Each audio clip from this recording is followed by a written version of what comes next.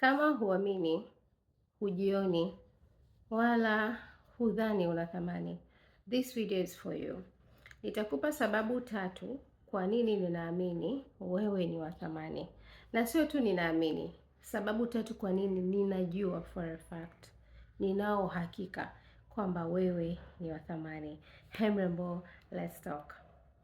So, najua kutokana na experiences mbalimbali, kutokana na mambo mbalimbali ambayo tumekutana nayo katika maisha, yanaweza yakachangia kwa namna fulani, pengine hata kwa namna kubwa sana, kushusha namna ambavyo tunajithamini, namna ambavyo tunadhani au tunajiona tuna thamani.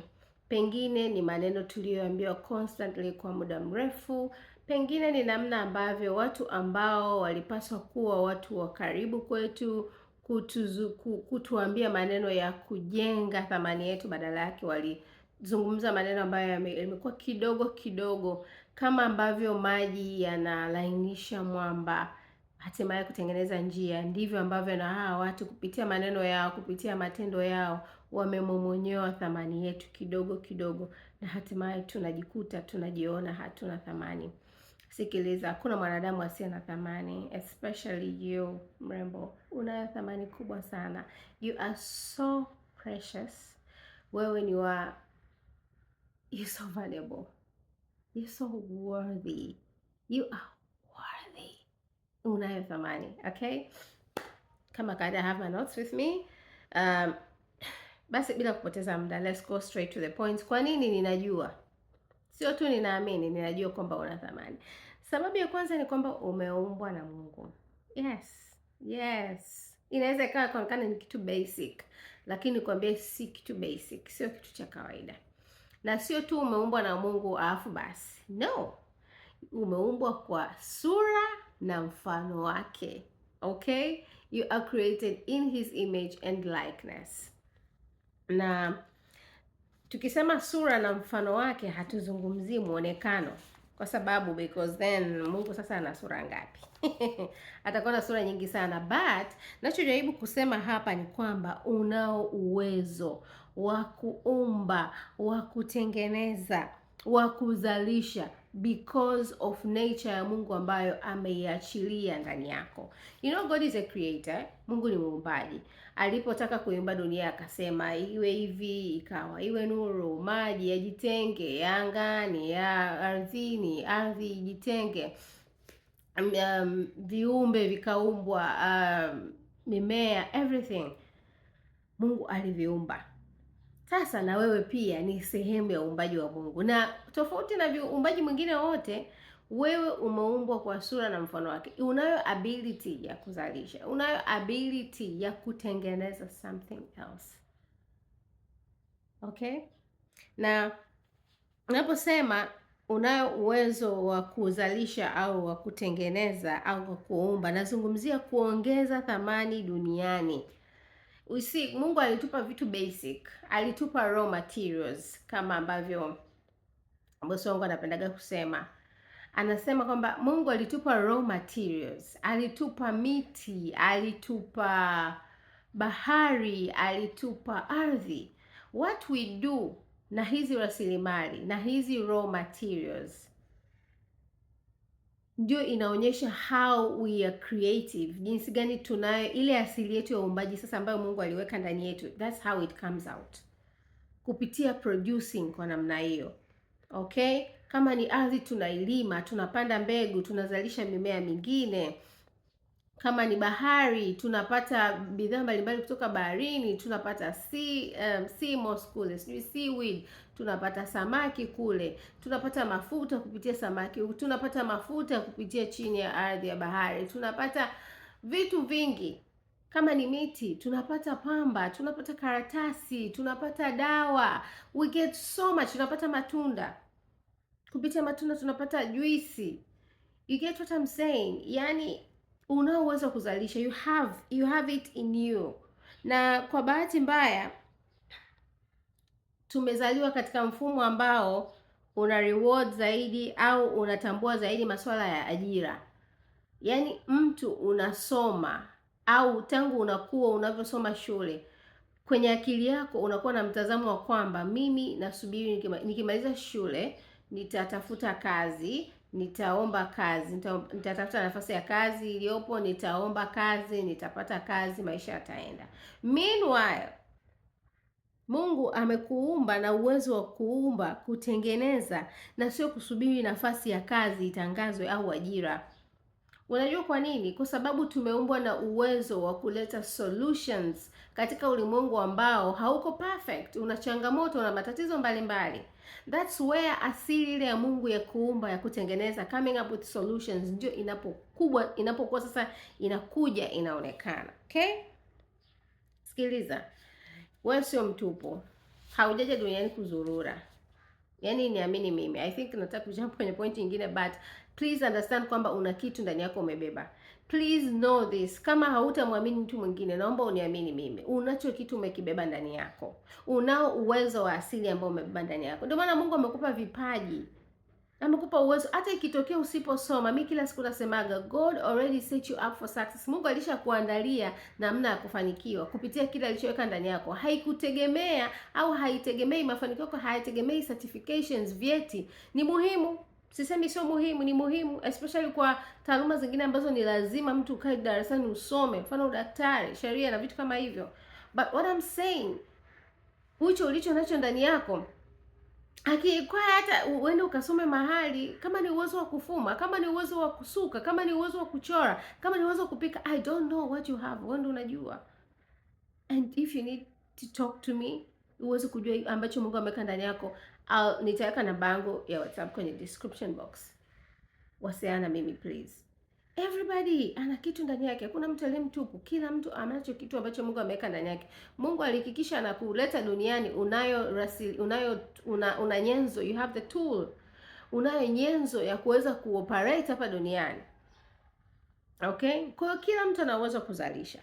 Lakini pia katika uumbaji ambao Mungu aliuumba wote, you are his masterpiece. Wewe ndio uumbaji wake bora kuliko uumbaji wowote. Guess what? Vingine vilitamkwa, wewe hukutamkwa. God did not speak you into existence. Mungu hakutamka ili uwe. No. Neno Mungu linasema katika ile katika Mwanzo sura ya 2, ule mstari wa 7 kwamba alifanya jitihada. How do I know? Alichukua udongo, akatengeneza, akakuweka hivi, akafanya vile. Of course ilikuwa ni kwa wanadamu wa kwanza. Kulikuwa kuna jitihada ilifanyika ili kukuumba wewe. Haukunenwa tu, haukutamkwa tu uwe. No. He took his time. Kulikuwa kuna effort behind it. Okay? Mungu alichukua na kutumia muda wake ili kukuumba wewe. Lakini pia kitu kingine, hapo kwenye uumbaji Mungu anajivunia wewe. Kumbuka Mungu alipomaliza kuumba katika ile Mwanzo 1:31 anasema, akatazama vyote akasema ni vyema. You are good. Yaani Mungu alikuangalia akasema, wow, I did this. I created her. You're worthy. Haiwezekani haya yote yafanyike kwako alafu eti usio na thamani. There is no way. Excuse me. I have to kukohoa. Excuse me, okay? Hakuna mtu ambaye Mungu ameweka uwezo ndani yake, Mungu ametumia muda wake na jitihada kumuumba, ambaye Mungu amemwangalia akasema, wow, I created upendo. Wow. Ni mzuri, ana uwezo fulani ndani yake. Wow. Dunia inaenda kufaidika na kile ambacho nimeweka ndani yake. Imagine God is that excited kuhusu wewe, alafu wewe tu sio na thamani. There's no way. Haiwezekani. Make it make sense. Yaani hiyo equation haija balance. Kwa hiyo una thamani kwa sababu umeumbwa na Mungu na uliumbwa kwa sura na mfano wake. Okay? That's one. Sababu ya pili kwa nini naamini kwamba wewe ni wa thamani ni kwa sababu uwepo wako ni wa muhimu. Yes. Your existence is very important. Yaani uwepo wako hapa ni wa muhimu. Niamini mimi. Ukiondoka au usipokuwepo, kuna vitu havitakaa sawa. Ukiondoka, kuna namna dunia itapungukiwa kitu. Haijalishi umeambiwa kwa miaka mingi kwamba wewe ni bure, wewe hamna kitu, wewe ni kilaza, wewe ni mjinga, wewe ni mpumbavu, wewe ni mshenzi, hamna kitu, mbwa wewe. I don't care. Na sio kwamba sijali namna unavyojisikia kutokana na hayo uliyoambiwa. Ninachojaribu kusema ni kwamba hayo yote hayana nguvu kuliko yeye aliyekuumba, aliyekuleta duniani. A few days ago niliweka kwenye, I think ni juzi Jumatatu, niliweka kwenye status yangu kwamba na huwa normally ninashaga ujumbe ambao I feel Mungu ameweka ndani yangu ni share, au kile ambacho nimejifunza really. Nikasema kwamba ukisoma katika ile Jeremiah 1:5 anasema alikujua kabla hajakuumba ndani ya tumbo la mama yako, akakutenga. And pale mbele anasema for Jeremiah amemwita kuwa nabii wa mataifa. Imagine Mungu alikujua kabla hata hujawa kijusi, kabla hujawa kiumbe. Halafu excuse me, alikujua kabla hata ya hawa wazazi, hawa walimu, hao ndugu, hawa watu wa mtaani, huyo shangazi, whoever ambaye amekwambia maneno yanakufanya uone kama wewe ni bure, kama wewe ni empty, kama sio kitu, kabla hata hawa hawaja exist. Kabla hata hao hawajakujua, yeye alikujua. Kwa nini uamini maoni yao? I know, ukishaambia vitu kama hivyo ina mess kichwa chako, ina mess ufahamu wako, ina mess akili yako. It messes you up. I know. But nataka tu nikwambie kwamba wewe ni wa muhimu. Kwa nini? Kwa sababu ya kusudi ulilobeba ndani yako. Your existence here on earth sio bure. Yaani hauko hapa ili kuzurura. Ndio maana muda ule nilikuwa nasema naona kama na jump to the next point. Haupo hapa duniani kuzurura. Hii habari ya zaliwa, kuwa, soma shule, maliza shule, ingia chuo, maliza chuo, omba kazi, pata kazi, nunua gari, jenga nyumba, oa, pata watoto, olewa, pata watoto. Excuse me, sio kwa nini naswaga na cause. But hiyo it doesn't work. Inaweza kaa ina work kwa kibinadamu, but it doesn't really work to God. Kufanya hayo yote lakini ukashindwa au ukaacha kukitoa kile ambacho Mungu ameweka ndani yako kwa ajili ya kuleta solutions hapa duniani, kwa ajili ya kufanya dunia sehemu bora zaidi, ukapata hayo yote, work done equals to zero. Tulisoma kwenye physics. Ni kazi bure. Yeah. Kuna sababu ya uwepo wako. Sawa wewe ni engineer, sawa wewe ni mwalimu, sawa wewe ni daktari, sawa ni mfanyabiashara, ni mjasiriamali, wewe ni tajiri, wewe ni kiongozi wa serikali, wewe ni whatever you are ambacho kinakufanya kwenye jamii uonekane ni mtu ambaye umefanikiwa kimaisha, you have made it in life. Other than that, ni nini kingine ambacho kinaleta umuhimu wako hapa duniani? Kuwa kiongozi wa serikali mwenye ambaye analeta tofauti, with a difference. Kuwa daktari with a difference. Kuwa mwalimu anayeleta tofauti. Kuwa mwanasheria anayeleta tofauti. Popote ambako Mungu amekupanda, popote ambako umejikuta huko kwenye taaluma, sawa, fanya hiyo taaluma na kile ambacho Mungu ameweka ndani yako. Don't limit it to mimi ni mwalimu, mimi ni CEO. Yes. Lakini ukiwa ni CEO ambaye hakuna purpose nyuma yake, au hakuna purpose inayoenda sambamba na huo CEO, then ni bure. You might look successful kwenye macho ya kibinadamu, lakini kama you're not pursuing your purpose, kama haulifanyi kusudi lako, kama haulitimizi kusudi lako. Sikiza nikwambie kitu. Binadamu mwisho wa siku tunacho aim, Mungu siku akituchukua ni pale utakapokutana na Bwana Yesu, atasema hongera mtumwa mwema na mwaminifu. Wewe kama mwanadamu, and especially as a woman, a single woman especially, aspire kusikia hii kauli kutoka kwa Mungu. Utaisikiaje kama usipo pursue purpose, kama usipotumikia kusudi? You can't be out here unachowaza tu ni mahusiano, ndoa, mume, mahusiano, ndoa, mume, mahusiano, mchumba, ameniacha. I'm not saying usiumie. I'm not saying usiaspire kuwa na mahusiano ambayo, of course, mahusiano ambayo hayana direction, hayana end goal, hayana mwelekeo kwamba ni mwelekeo ni ndoa. Hayo nayo ni mahusiano ambayo hayana muda na yanakupotezea muda. Just get out of it. Get out of that ship. Hiyo relationship kama haina direction ya kueleweka, ya kwenye ndoa, get out of it, ni kupotezeana muda, unless you don't aspire to get married. Maana kuna watu wa namna hiyo dunia leo, you'd be surprised. But back to kile ambacho nilikuwa nakisema, hiki ndicho ambacho tunatakiwa kupambania. As you're pursuing purpose, Mungu atakupa tu. Mathayo 6:33 anasema kwamba tafuteni kwanza ufalme wa Mungu na haki yake, nayo mengine yote mtazidishiwa. Ndoa, mume mwema, watoto, familia nzuri njema, kingdom marriage, kingdom family, God will give it to you. But first focus, first things first. Vitu vya kwanza vibaki kuwa vya kwanza. Okay? Ulizaliwa peke yako, na ulipozaliwa peke yako Mungu aliweka kusudi ndani yako. Pursue that.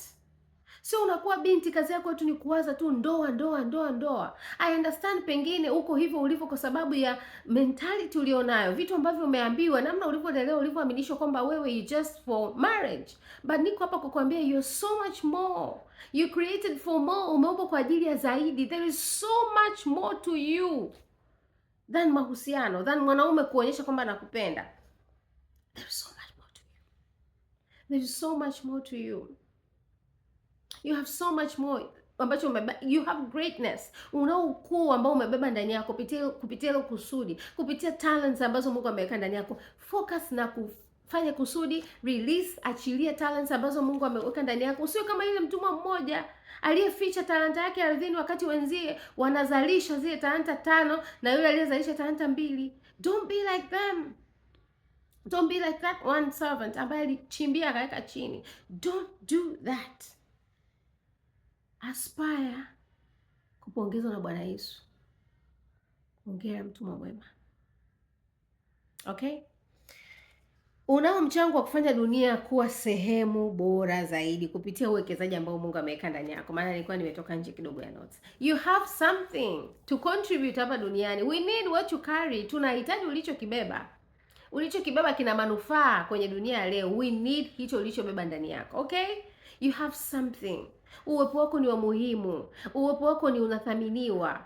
Kama wewe usingekuwa wa muhimu, Mungu asingeweka hicho kitu ndani yako ili ukiachilie kwa ulimwengu. Asingeweka, angempa mtu mwingine. Kwa nini amekupa wewe? Kwa nini amekupa wewe hizo talents? Kwa nini amekupa wewe hilo kusudi? Because anajua you are the right person for the job. Jana tulikuwa na women fellowship, tulikuwa na discuss Jeremiah sura ile ya kwanza yote. Binti mmoja, dada mmoja tuko naye kwenye fellowship akasema, Mungu anapokuita, you are the woman for the job. Wewe ndio mtu sahihi kwa ajili ya hiyo kazi. Yes, unaruhusiwa kudoubt. Wewe ni mwanadamu, wewe sio robot. You have feelings, una hofu. I understand that. Lakini usibaki hapo. Usibaki hapo kwenye sidhani kama no. And kama una struggle, unajua Mungu amekuita, lakini hujui au unaogopa au namna yote una struggle, please come, let's talk. Namba yangu ipo kwenye description box, okay? Please come and let's talk. Usije ukaishi maisha alafu mwisho wa siku tukabaki tumekuzika alafu hujakiachilia kile ambacho Mungu ameweka ndani yako. Wanasema kwamba, I think ni marehemu Miles Monroe alisema kwamba makaburini kule ndio sehemu tajiri kuliko yote duniani, kwa sababu kule ndiko ambako kusudi, talanta, vipaji, vitabu, makampuni, huduma, utumishi, products mbalimbali, huduma mbalimbali ambako zimekufa, yani zimezikwa, hazikutumika because hao waliobeba hivyo vitu hawakuvitumia, hawakuviachilia. Usio huyo mtu. Usio huyo mtu ambaye siku ya siku Mungu akisema siku yako imefika anakuchukua, hujaishi, hujatumia vile vitu ambavyo Mungu ameweka ndani yako. Don't be that kind of person. Usio mtu namna hiyo, okay? Let me go to my third point. Muda unaenda. Sababu ya 3 kwa nini naamini wewe ni wa thamani ni kwa sababu umelipiwa gharama isiyopimika. Priceless. You are paid for. Yaani ngoja nikwambie kama hujawahi kuambiwa. Listen to me mrembo, especially wewe mrembo. You are expensive. You are not cheap. Na nitakwambia kwa nini you're not cheap. Katika ile Wakorintho wa kwanza, unfortunately sina Biblia yangu ya Kiswahili, kwa tutavumilia nasoma Biblia ya Kiingereza. Katika ile Wakorintho wa kwanza sura 6 mstari wa 20 neno la Mungu linasema,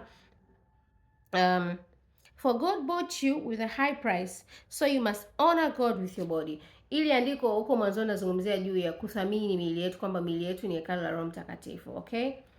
But my point here is for God bought you with a high price. Hivi unajua Bwana Yesu alitoa damu yake pale msalabani, alimwaga damu yake pale msalabani kwa ajili yako. That was priceless. Huwezi kuithaminisha na gharama yote na thamani yoyote. You are expensive. Anza kujiangalia kwa namna hiyo. Start looking at yourself kwa namna hiyo.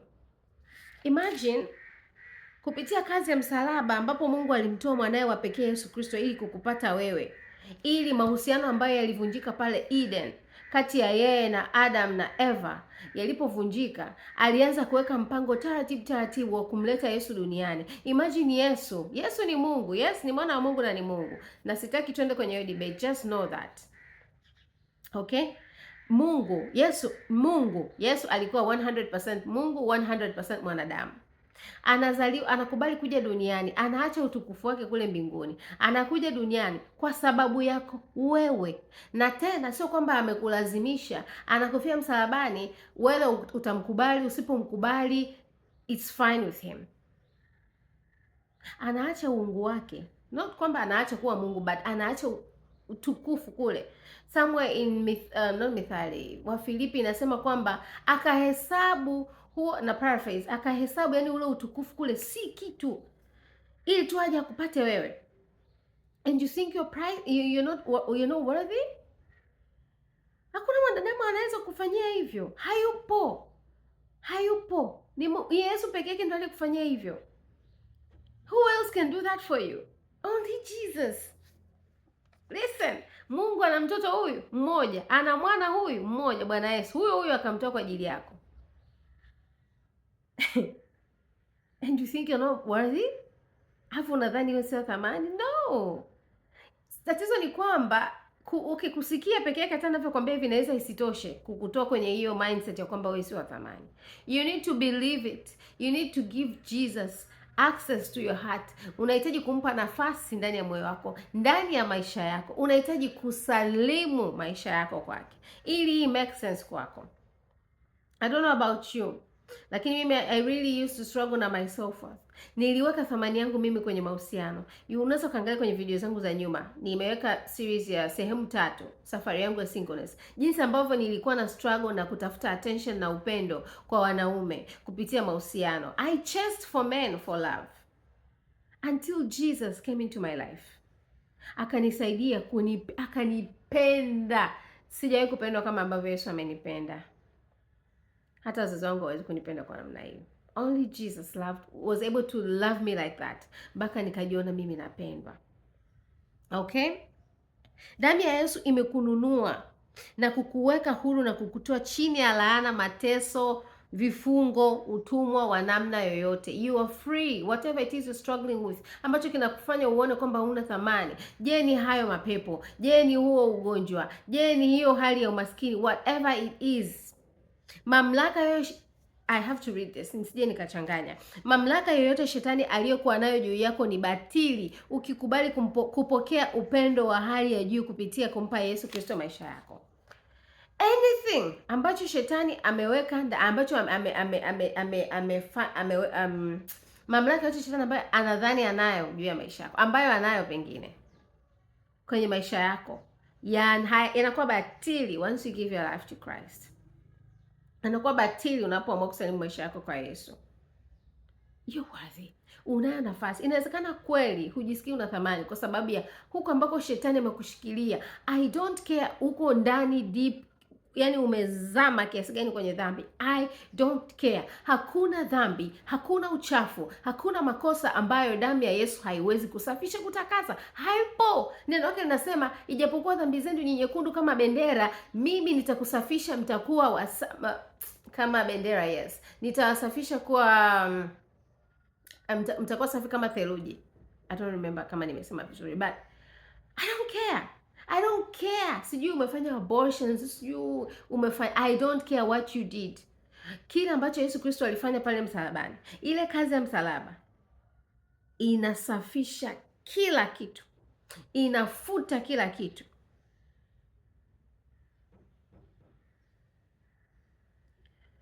You're worthy. Ni wewe tu kuchagua. kama unataka kujisikia na kuwa mwenye thamani, not kujisikia, kama unataka kuwa mwenye thamani au la. Pengine mazingira ulionayo, experiences ulizonazo, pengine ulipo sasa hivi kweli inakufanya uamini kwamba una thamani, lakini niko hapa kukupa habari njema kwamba unayo thamani na unaweza kuipata kupitia Yesu Kristo. Kama hujampa Yesu Kristo maisha yako, please tuwasiliane. Namba yangu iko kwenye description box. Let's talk about it. Njoo tuzungumze. Njoo tuzungumze, uondoke hapo ambapo shetani anadhani amekushikilia. Okay? Usikae peke yako. Sife na tai shingoni. Whatever it is kinakufanya, kinakutesa, kinakufanya uone kwamba una thamani. Unayo thamani, hiyo inaweza kujengwa ndani ya Yesu. Okay? Thank you so much kwa kusikiliza. Kama umekuwa pamoja na mimi mpaka sasa, thank you so very much for taking your time kusikiliza. Tafadhali share ujumbe huu na mtu mwingine ambaye unajua kabisa for a fact anahitaji kusikia. Okay? And please share with me in the comments kama kuna kitu ambacho umerelate, ambacho ungependa tuzungumze zaidi, ingependa nielezee zaidi, niongelee zaidi. Just share with me your mind kwenye comments. Nitashukuru sana. And bila kusahau tafadhali subscribe, na kama kuna videos ambazo unaona nimezungumzia, nimezirefer kwenye video hii, tafadhali pia zirefer. Chukua time yako, nenda kazi, angalia, especially ile ya safari yangu ya singleness. It's a 3-part video, unaweza ukacheki. Tashukuru sana. Asante sana kwa kunisikiliza. Once again, take care and bye.